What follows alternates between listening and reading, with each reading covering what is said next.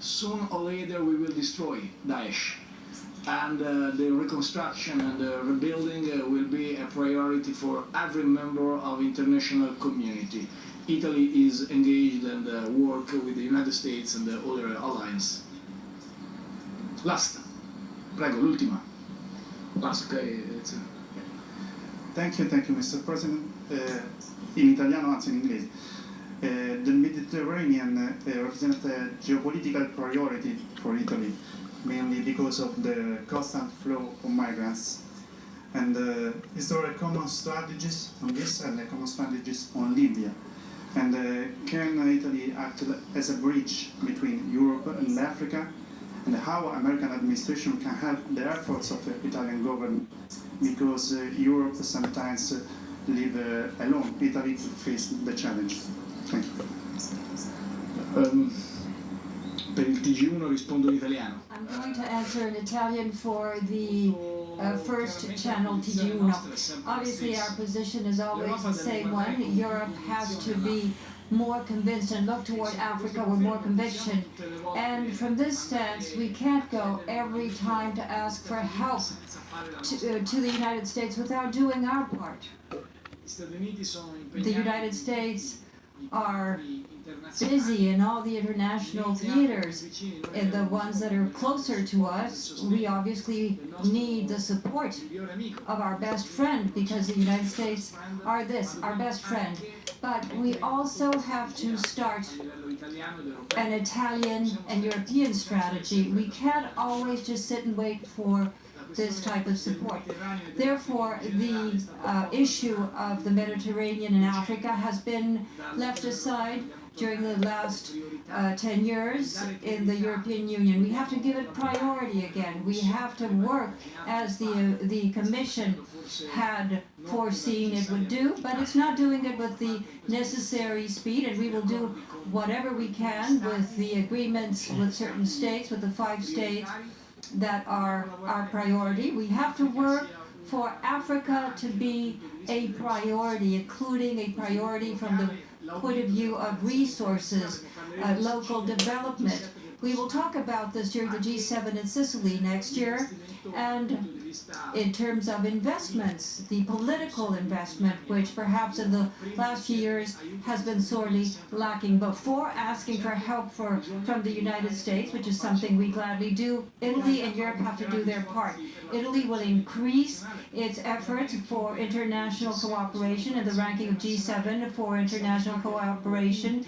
We were the last in the classification, the seventh in the position in the list of 7. It's not a good position, but we will reach the 4th place in the ranking in terms of GDP, which each of us proposes. So we have an increase in terms of the money in international cooperation and funds.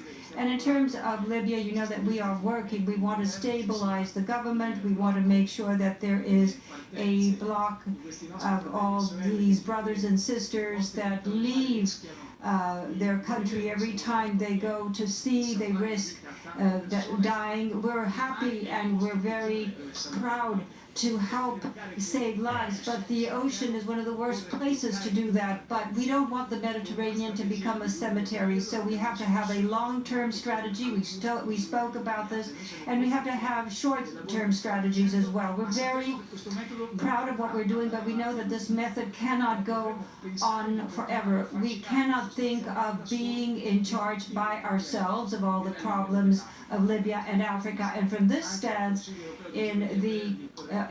on Thursday and Friday at the European Council, we will talk about this. Well, this is an extensive topic of conversation. Let me just make a few points. Number one, it is a strategic interest of the United States to make sure that the migration crisis that's been taking place in Europe is solved. It's a strategic interest because of the terrible loss of life that we see as people attempt to reach Europe, but also because of the distorting effects that it can have on European politics if the sense is that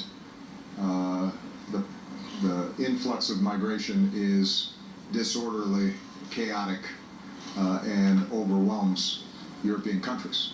And so we are deeply committed in Europe's success in resolving this issue effectively. Now, obviously there are a lot of contributors to it, so we are very focused on strengthening the Government of National Accord, as I indicated, and Secretary John Kerry and others are working with his counterparts on a multilateral basis to strengthen the Government of National Accord, resolve tensions that exist between the different portions of Libya, and then to be able to invest and build in their capacity to control their borders and their waterways, because if we don't have a partner on the other side of the ocean, it's going to continue to be a problem.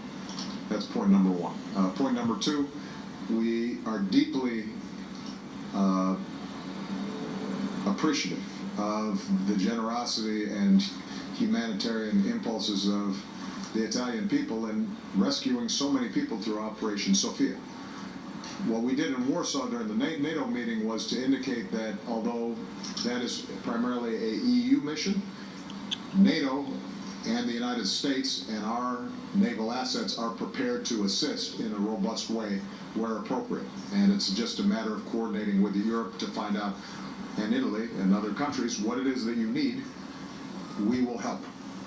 The same way that we do with respect to helping to enforce the agreement between Turkey and the European Union on that portion, that body of water. The third point, as Matteo pointed out, is more long-term, and that is trying to help these countries that are having difficulties, where people feel either unstable, insecure, or just hungry and in search of opportunity. How do we help them develop in such a way where people feel that they can succeed and raise their families without fleeing to more developed countries? That is a longer-term proposition, but we have to begin to make the investments now. I mentioned to Matteo, we have obviously different issues with respect to migration, and net migration into this country has actually been flat. In some cases even decreased, or we've seen reverse flows, particularly with respect to Mexico. But one area where we have seen a big spike over the last several years is actually from the smaller countries in Central America, where the economy is doing poorly, agriculture is done poorly in part because of changing weather patterns, violence brought on by narco-traffickers.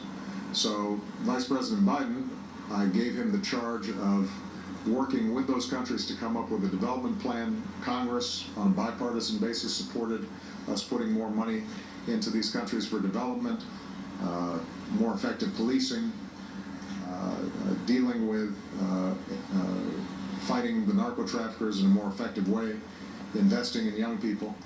But that's not going to happen overnight. That will be a decade-long process potentially. In the meantime, we insist that those countries cooperate with us to send a message to the populations that it is a dangerous trip to reach the United States, and if you get here, you're likely to be turned back, to try to discourage this dangerous passage, but also to try to undermine the human traffickers who are preying on the desperation of these people to make money.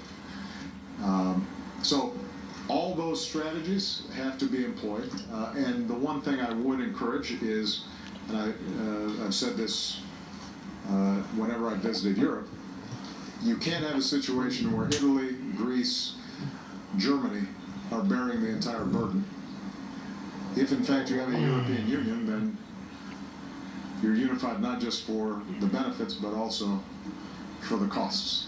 And I do think it is important for Europe collectively to be invested in solving this problem and not just leave it to one country. In the same way that here in the United States, obviously, we're an actual nation state as opposed to a union of separate states, but we would not abandon one state and just say, here, you deal with an entire problem. And good luck with that.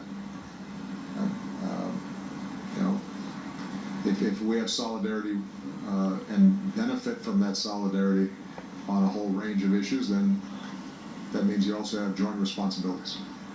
Okay?